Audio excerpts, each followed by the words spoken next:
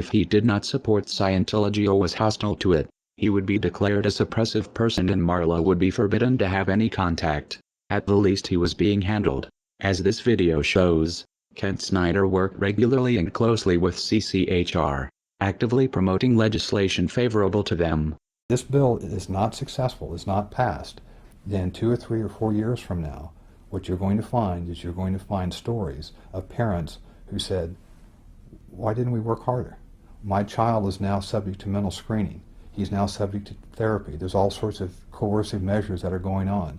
So the time is now. Parents need to understand that, and we're going to do everything we can to fight against it. This is important because there is an attempt to rationalize Ron Paul's involvement with CCHR and founding member Dr. Zass as harmless.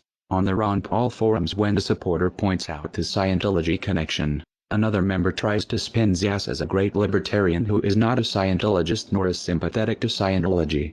This is bullshit. CCHR is a branch of Scientology and SZAZS co-founded it. The Church of Scientology would never allow someone they did not control to have that much influence. The CCHR website was registered by Scientologist Amber Smayataki. Most of the board are Scientologists. Zass denies being a Scientologist. A representative writes, sharing this battle does not mean that Dr. Zass supports the unrelated principles and causes of any religious or non-religious organization. This can be true working with most organizations, but as we have shown, Scientology does not work this way. You are either for Scientology or you are against it. Whether SZAZS himself believes in Xenu is irrelevant. What is relevant is Scientology considers Zass non-hostile and therefore successfully handled. Kent Snyder may have something in common with Lisa McPherson. His involvement with the cult might have killed him.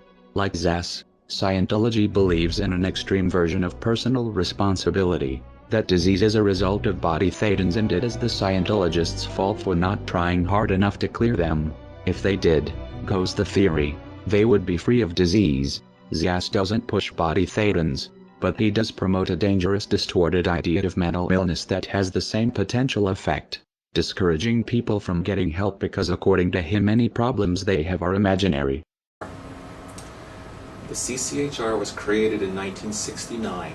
Founded by the Church of Scientology and by famous renegade psychiatrist Dr. Thomas Zass. From day one, most or many of the senior leadership of the CCHR have been Scientologists. And for Zass, and of course this has been taken on big time by Scientology, therefore mental illness is not real illness. It is possible Kent Snyder's untreated illness and death was a result of adopting the Scientologist beliefs that his illness was his fault or not real. It would explain why he had no health insurance. Many Scientologists don't. It seems Snyder sincerely believed in Ron Paul's libertarian rhetoric and equally trusted his Scientologist friends, though this ultimately was not in his best interest. A further question arises. How many of Scientology ideas are influencing Ron Paul's campaign for liberty through CCHR and Zass?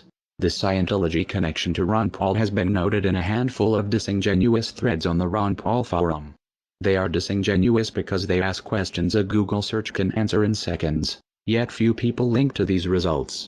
The threads are phishing members to see how much Paul supporters know about the connection, and when someone appears knowledgeable, the information is spun. In one of these threads, Scientologists in Clearwater are praised for organizing one of Ron Paul's events in 2007. The writer clearly doesn't understand the significance of saying Scientologists and former Scientologists are involved. It's possible he is confused or misinformed. It's also possible Scientologists are lying about no longer being in the church.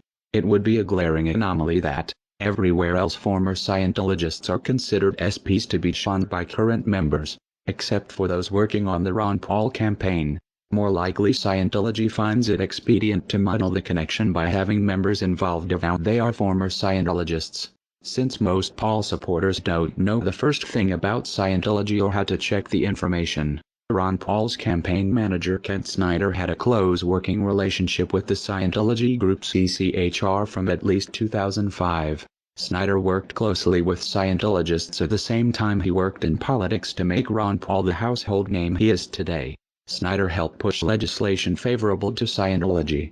To do this, he made PR videos approved by CCHR.